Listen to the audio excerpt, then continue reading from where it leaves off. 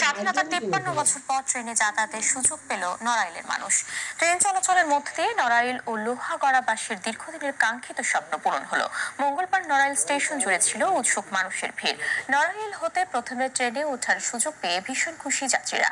প্রতিনিধি খায়রুল ইসলামের রিপোর্ট জানাচ্ছেন ইলিয়াস কমল। দীর্ঘ প্রতীক্ষিত ঢাকা ভাঙ্গা নড়াইল খুলনা ও বেনাপোল রুটে মঙ্গলবার থেকে ট্রেন চলাচল শুরু হয়েছে। খুলনা থেকে ছেড়ে আসা জাহানাবাদ এক্সপ্রেস সকাল 7:38 নড়াইল স্টেশনে এসে পৌঁছালে নড়াইলবাসীর মধ্যে সৃষ্টি হয় এক অন্য রকমের আনন্দ উদ্দীপনা। প্রথম দিনে 50 জন যাত্রী নড়াইল থেকে ঢাকায় যাওয়ার টিকিট পান। ইতিহাসে সাক্ষী হতে পেরে ভীষণ খুশি যাত্রীরা।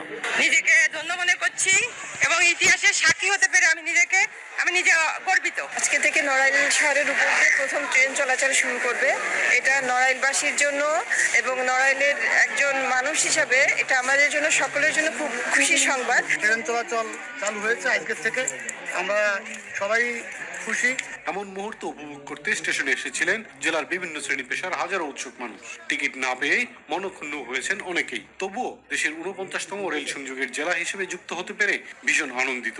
নির্বিঘ্নে যাতায়াতের লক্ষ্যে ট্রেনের সংখ্যা বাড়ানোর দাবি তাদের। 2 ট্রেনের জায়গায় 4 ট্রেন সকালে করবে, মানুষ যাতে নড়াইল থেকে যায় ঢাকায় অফিস করতে পারে, সুযোগ সুবিধা নিতে পারে, এটি আশা রাখে।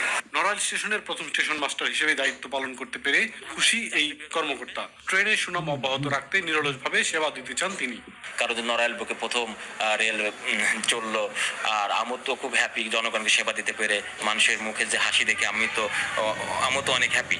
এই কারণ আর নড়াইলের প্রথম স্টেশন মাস্টার হিসেবে যোগদান করতে পেরেছি, এটা তো গর্বের বিষয়। খুলনা ও বেনাপোল হতে প্রতিদিন 2টি ট্রেন ঢাকা যাবে, পুনরায় ফিরে আসবে। 2টা গাড়ি নিয়মিত যাওয়া আসা করবে, মোট আপে 2 বার, ডাউনে 2 বার। ইলিয়াস কমল, মাই টিভি।